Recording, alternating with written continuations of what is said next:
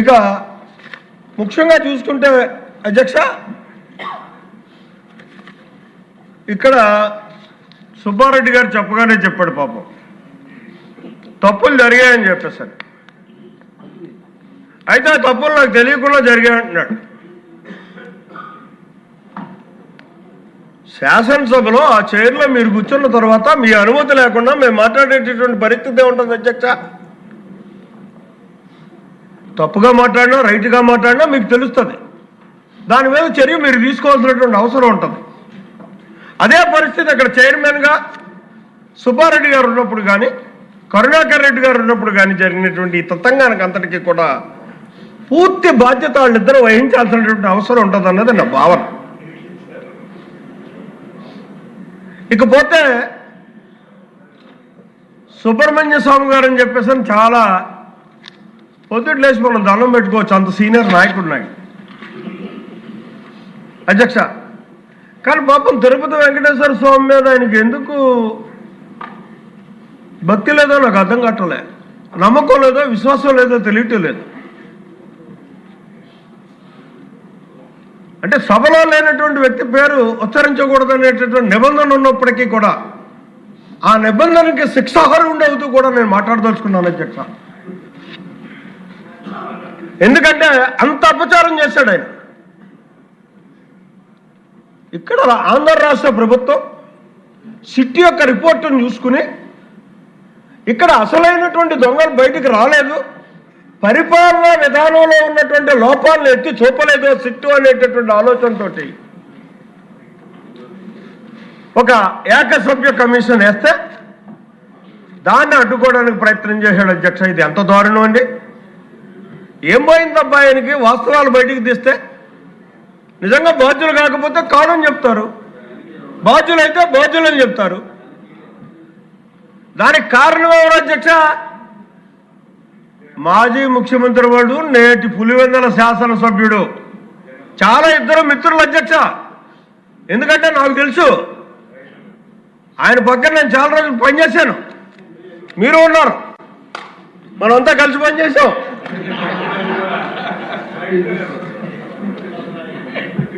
వాళ్ళిద్దరికి ఉన్న అనుబంధం అయితే కూడా నాకు పూర్తిగా తెలుసు. కాబట్టి ఇక్కడ ఖచ్చితంగా ఇది జగన్మోహన్ రెడ్డి యొక్క ప్రోద్బలంతో జరిగినటువంటి కార్యక్రమం అని మాత్రం మనం ఇక్కడ విశ్వసించాల్సినటువంటి అవసరం ఉంది అధ్యక్ష. అంతేకాదు అధ్యక్ష, దొంగ దొంగ దొంగ అన్నట్టుగా ఈ 4-5 రోజులు బట్టి కూడా శాసనమండలిలో జరుగుతున్నటువంటి భోగోతం ఎంత తప్పిదం అధ్యక్ష. అది మనం పెద్దల సభ అంటాం అధ్యక్ష. దాన్ని అక్కడ ఉండేటటువంటి ప్రతి సభ్యుడిని కూడా గౌరవిస్తాం మనసావాచ. ఎందుకు? మనం ఇక్కడ విశ్లేషించి పరిశీలించి మనం చేసినటువంటి ఏ కార్యక్రమాలన్నా సరే, ఏ చట్టాలన్నా సరే, ఏ బిల్లునైనా సరే శాసన మండలిలో వాళ్ళు మళ్ళీ తిరిగి పరిశీలన చేసి అందులో సరిదిద్ది తప్పొప్పులుంటే మనకు తెలియజేసి దాన్ని ఆమోదించేటటువంటి సభ. అంత గౌరవప్రదమైనటువంటి సభ. అటువంటి సభలో ఈ 5 రోజులు చూసుకున్నట్టయితే ఇది అతి కీలకమైనటువంటి బడ్జెట్ సమావేశాలు అధ్యక్ష. ప్రతి నిమిషం ప్రతి అణువు కూడా మనం బడ్జెట్ మీద ఆలోచన చేయాల్సినటువంటి బాధ్యత ఉన్నటువంటి ఇది శాసనసభ్యులుగా మనకు కానీ, శాసన మండలి సభ్యులుగా వాళ్ళకు కానీ.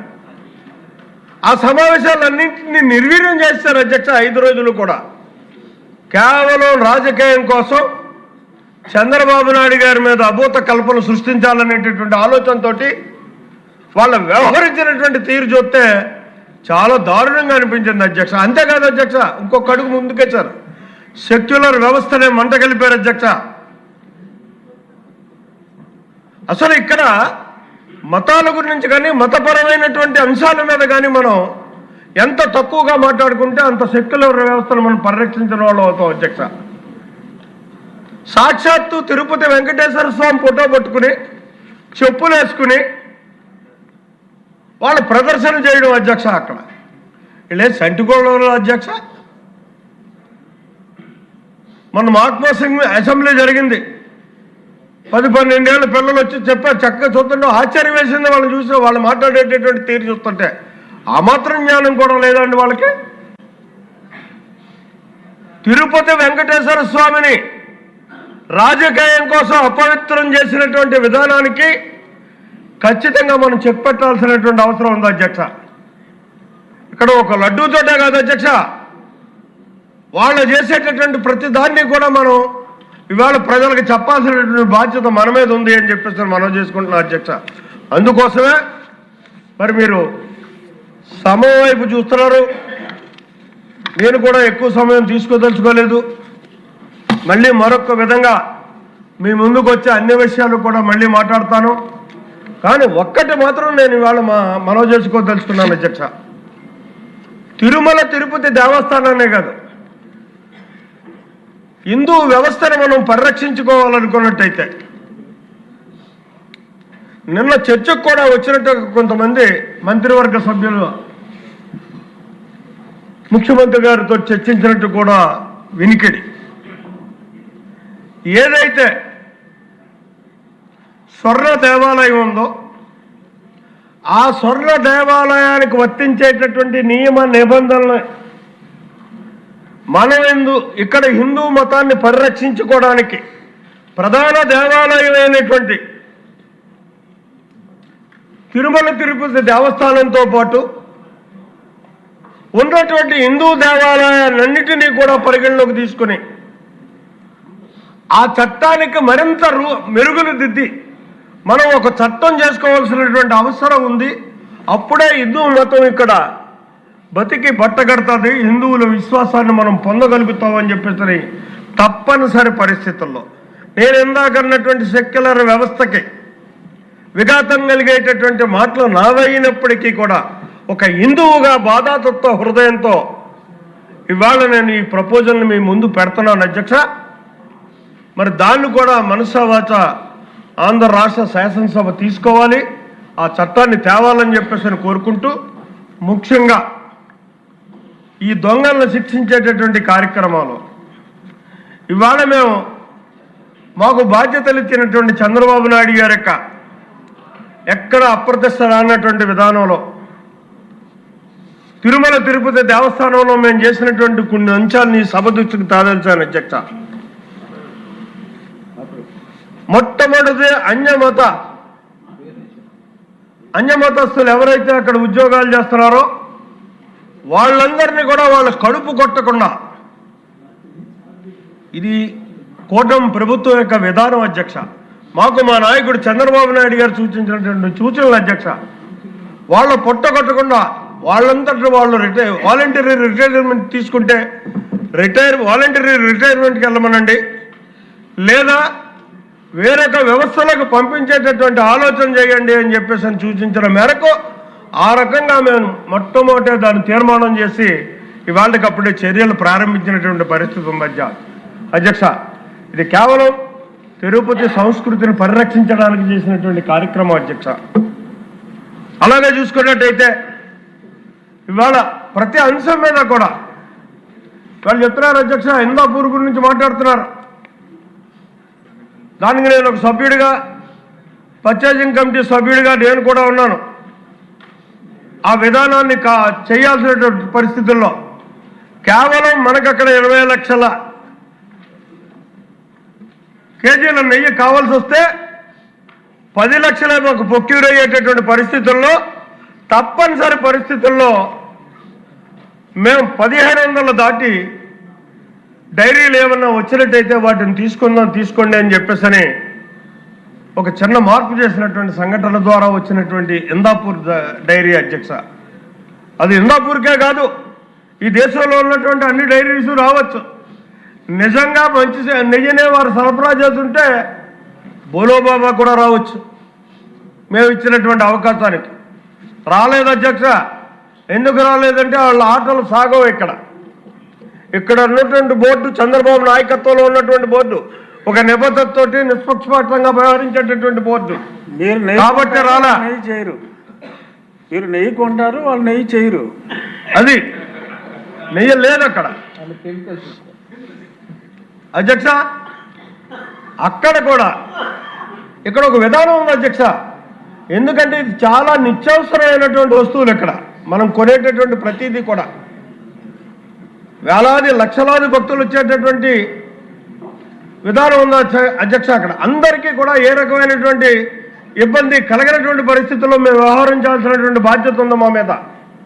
అందుకోసం ఒక L1కి ఎప్పుడు కూడా L1 ఎవరైతే వస్తారో వాళ్ళని ఆమోదించి L1కి 65% ఇస్తాం. ఆ L1 కానీ ఏదైనా విధానం వల్ల సరఫరా చేయలేకపోతే ఈ వ్యవస్థ ఆగకుండా 35% L2ను అడుగుతాం అధ్యక్ష. L1 రేటుకి కానీ నువ్వు సరఫరా చేయగలదు అని. L2నో L3నో ఎవరొస్తే వాళ్ళు, అది సామర్థ్యం ఉన్నవాళ్ళని, నియమ నిబంధనలు ఉన్నవాళ్ళని మేము అడిగేటటువంటి పరిస్థితి ఉంటుంది అధ్యక్ష. ఆ విధానంలోనే ఇక్కడ పిలిస్తే 650 కేజీలు 6,50,000 కేజీలు మాత్రమే ఇందాపూర్ డైరీకి ఇవ్వడం జరిగింది అధ్యక్ష. ఈ ఇందాపూర్ డైరీ ఎవరో జ్యోతులను ఎవరికి తెలియదు, నాకు పని లేదు. అది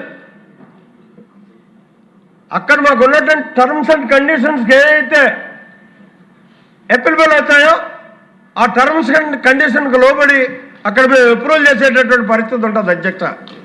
ఇందులో రేపు పొద్దున తప్పు జరిగితే మేము కూడా శిక్ష అర్హులమే, మాది కూడా బాధ్యతే. అదే బాధ్యత ఇవాళ ఆనాడు ఉన్నటువంటి వాళ్ళ మీద ఉంది అని చెప్పేసి మరొక్కసారి మీకు మనవి చేసుకుంటూ, వాళ్ళని ఇచ్చేయడానికి ఇక్కడ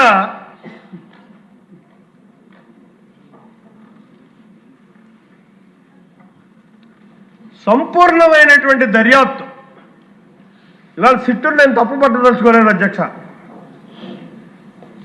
వాళ్ళ గైడెన్స్లో వాళ్ళు వెళ్ళిపోయారు, వాళ్ళ రిపోర్ట్లు వాళ్ళు ఇచ్చేశారు. దానికి ఏ శక్తి అడ్డుకుందో, ఏ వ్యక్తి అడ్డుకున్నారో నాకైతే తెలీదు.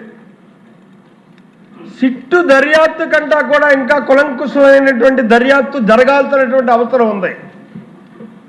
దానికి ఇవాళ ఏదైతే సింగిల్ వ్యక్తిని మనం దర్యాప్తు సంస్థకు నియమించామో దానివల్ల భవిష్యత్తులో కూడా ఆటంకాలు వచ్చేటటువంటి పరిస్థితి ఉంటుంది. ఒక్కంత ఆలోచన చేయండి అధ్యక్ష.